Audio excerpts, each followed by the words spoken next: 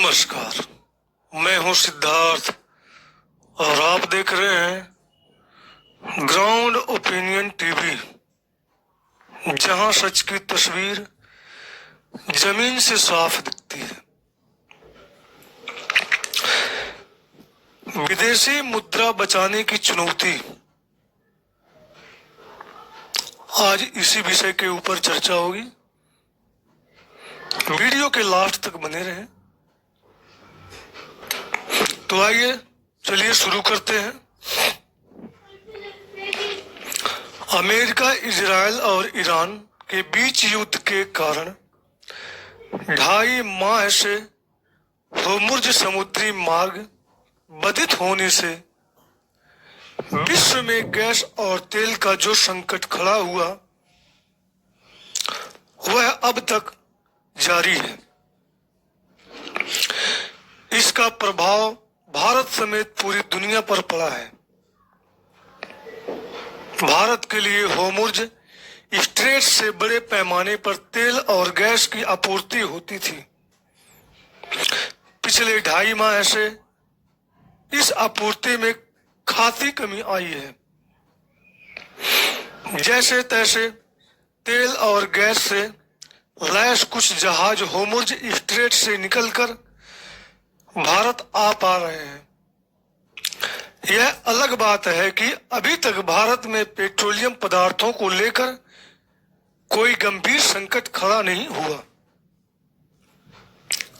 भारत सरकार की इसके लिए सराहना करनी होगी कि उसने तेल गैस की जो वैश्विक चुनौती खड़ी हुई उसका सामना बखूबी किया।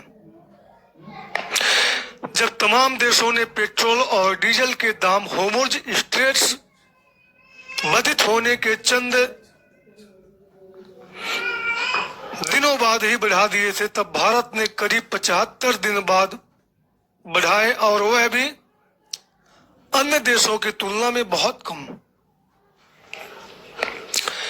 ऐसा करना इसलिए आवश्यक हो गया था क्योंकि तेल कंपनियों का घाटा बढ़ रहा था। विश्व में जब भी किसी वस्तु की किल्लत होती है तो उसकी कीमतें बढ़ती है। यदि पश्चिम एशिया संकट सुलझा नहीं तो पेट्रोलियम पदार्थों की कीमतें और बढ़ सकती हैं। इससे आयात बिल बढ़ेगा। इसे देखते हुए ही पिछले दिनों प्रधानमंत्री मोदी ने भारतीयों से अपील की कि वे पेट्रोल और डीजल की बचत करें, विदेश यात्राएं कम करें, वर्क फ्रॉम होम करें और कम से कम 1 वर्ष तक सोना ना खरीदें। सब जानते हैं कि आम भारतीय सुरक्षित निवेश के रूप में सोना खरीदने को प्राथमिकता देते हैं। इस समय विश्व के किसी देश में लोगों के पास सबसे अधिक सोना है तो यह भारतीयों के पास है। एक आकलन के अनुसार लगभग 40,000 टन सोना भारतीय घरों में है। चूंकि भारत में सोने का उत्पादन बहुत कम होता है, लिहाजा उसका आयात होता है। पिछले वर्ष भारत ने करीब 72 अरब डॉलर का सोना खरीदा। डॉलर के मुकाबले रुपया कमजोर होने से सोने के आयात में विदेशी मुद्रा की खपत कहीं अधिक हो रही है। बहुत कम भारतीयों की ओर से अपने सोने को गिरवी रखकर बैंकों से पैसा लेने के कारण यह एक तरह से डेड इन्वेस्टमेंट के रूप में ही पड़ा रहता है। भारतीयों में सोना खरीदकर घर में रखने की ललक के पीछे यह माना जाता है कि उनका बैंकिंग व्यवस्था और शेयर बाजार पर अधिक भरोसा नहीं है। लोग अपनी 2 नंबर की कमाई सोने में खपाते हैं। चूंकि भारत में आम जन का सोने के प्रति विशेष मोह है, इसलिए सरकार को बैंकिंग व्यवस्था और शेयर बाजार में निवेश को लेकर लोगों के भरोसे की कमी के कारणों पर सोचना चाहिए। विदेशी मुद्रा की सबसे अधिक खपत पेट्रोलियम पदार्थों के आयात में होती है। इसका कारण अर्थव्यवस्था का तेजी से बढ़ना है, लेकिन तथ्य यह भी है कि भारत में शायद वाहनों का माइलेज सबसे कम होगा। 1 लीटर पेट्रोल या डीजल में भारतीय वाहन सबसे कम सफर कर पाते हैं। इसका कारण हमारी सड़कों का आधारभूत ढांचा कमजोर होना और उनके निर्माण की खराब डिजाइनिंग है। रही सही कसर सड़कों पर अतिक्रमण के चलते लगने वाले जाम से पूरी हो जाती है। अक्सर टोल नाकों पर भी जाम लगता है। इस सब के चलते लाखों लीटर पेट्रोलियम उत्पादों की बर्बादी होती है। ऐसा नहीं है कि उन समस्याओं से पार नहीं पाया जा सकता जिनके चलते जाम लगता है अथवा वाहन धीमी गति से चल पाते हैं, लेकिन इसके लिए जैसी राजनीति और सामाजिक इच्छा शक्ति चाहिए उसका घोर अभाव ही दिखता है। बड़े शहरों की बात तो दूर, अब छोटे छोटे शहरों में भी जाम लगता है और कभी कभी तो घंटों तक। लेकिन इसकी चिंता न तो केंद्र सरकार करती है न राज्य सरकारें और न ही उनके स्थानीय निकाय। प्रधानमंत्री की अपील पर कई नेताओं ने अपनी कारों का काफिला छोटा किया है या फिर मोटरसाइकिल मेट्रो से यात्रा कर रहे हैं। ऐसे कदम लोगों को प्रोत्साहित करने के लिए तो ठीक है, पर ईंधन की खपत में कोई ठोस कमी तो जाम की समस्या के समाधान से ही होगी। हाल में सड़क परिवहन मंत्री नितिन गडकरी ने कहा था कि यदि दिल्ली में एमसीडी के टोल नाकों को पूरी तरह इलेक्ट्रॉनिक कर दिया जाए तो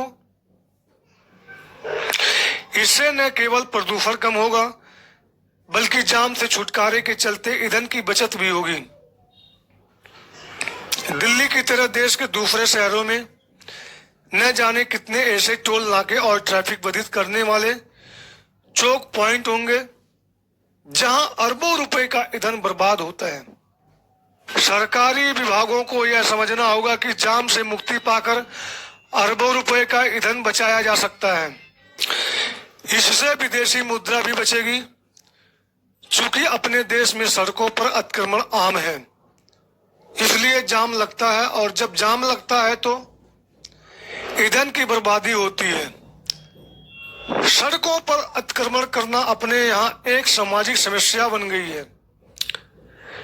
इस समस्या से निजात पाने के लिए भी राजनीतिक एवं प्रशासनिक इच्छा शक्ति का अभाव दिखता है। हमारी नौकरशाही समस्याओं के समाधान के दीर्घकालिक उपायों पर गंभीरता से कम ही विचार करती है। भारत में एक बड़ी आबादी ऐसी है आर्थिक संपन्नता के मामले में जिसकी तुलना कई यूरोपीय देशों से की जा सकती है। आज यह समर्थ आबादी शायद ही मितव्ययिता का परिचय दे पाए। बेहतर होगा सरकार इस बारे में सोचे कि कैसे ऐसे विकल्प तैयार हों जिससे यह सबका विदेशी मुद्रा की बचत कर सके, तभी शायद वह इस तोहमत से बच सकेगा कि वह अनावश्यक खर्चे करता है। तमाम भारतीय घूमने व खरीदारी के लिए विदेश जाते हैं। इसमें अच्छी खासी विदेशी मुद्रा खर्च होती है। इसके अतिरिक्त देश में इलेक्ट्रॉनिक्स और अन्य आयातित वस्तुओं की खरीद भी खूब होती है। ऐसा इसीलिए होता है क्योंकि देश में भारतीयों की जरूरत की तमाम वस्तुएं निर्मित नहीं होती या उनकी गुणवत्ता अच्छी नहीं होती। जब तक आयातित सामग्री के बेहतर विकल्प नहीं होंगे तब तक समाज का अभिजात्य वर्ग विदेशी मुद्रा खर्च पर नियंत्रण में सहयोग नहीं दे पाएगा।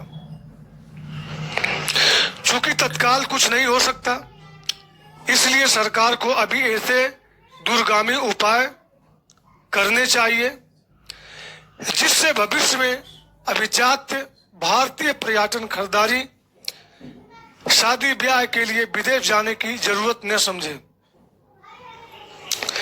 तो वीडियो आपको कैसी लगी कमेंट सेक्शन में अपनी राय जरूर दें। वीडियो पसंद आई हो तो लाइक करें और चैनल को सब्सक्राइब करना ना भूलें, ताकि हम आप तक ऐसी ही खबर पहुंचाते रहें। मिलते हैं अगले वीडियो में, तब तक के लिए नमस्कार।